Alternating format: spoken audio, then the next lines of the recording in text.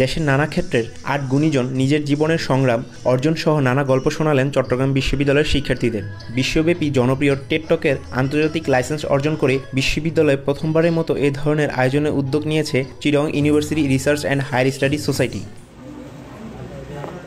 একটি নতুন আগামী এই প্রতিবাদে মঙ্গলবার অনুষ্ঠিত এই টেডএক্সে স্বাধীনতা পদক বিজয়ী বিজ্ঞানী অধ্যাপক হাসিনা খান, প্রখ্যাত বিতার্কিক ও উপস্থাপক ডক্টর আব্দুল নূর তুষার, গীতিকার ও কর্পোরেট ব্যক্তিত্ব আসিফ ইকবাল, সাহিত্যিক ও সাংবাদিক আনিসুল হক, শিশুরোগ বিশেষজ্ঞ অধ্যাপক ডক্টর বাসনা মুহুরী, চট্টগ্রাম বিশ্ববিদ্যালয়ের অধ্যাপক ও হালদা গবেষক ডক্টর মঞ্জুরুল কিবরিয়া, এভারেস্ট বিজয়ী ডক্টর বাবর আলী এবং মিস বাংলাদেশ জান্নাতুল ফেরদৌস পিয়া সহ বিশিষ্টজনরা সব বাধা পেরিয়ে সফলতায় পৌঁছানোর গল্প শোনান।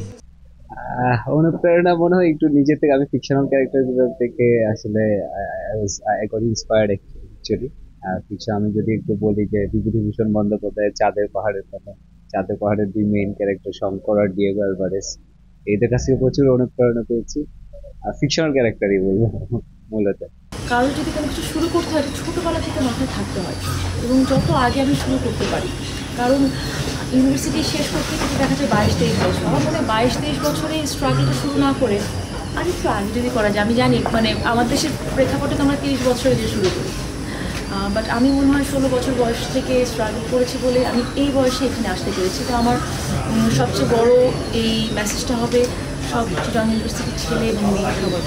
শিক্ষার্থীদের অনুপ্রেরণামূলক সব ধরনের কর্মসূচিতে সহায়তার আশ্বাস দিলেন শিল্প প্রতিষ্ঠান আবুল খায়ের গ্রুপের কর্মকর্তা। আবুল খায়ের গ্রুপ এবং MB association, always we do co-sponsoring this kind of event. So we try our best. So we cannot guarantee that every occasion we can come up with some support, but this is our intention to support as much as possible. Chattogram বিশ্ববিদ্যালয়ে টেডএক্সের এই আয়োজনের media partner ছিল সময় সংবাদ। তারিফ রহমান, সময় সংবাদ, চট্টগ্রাম বিশ্ববিদ্যালয়।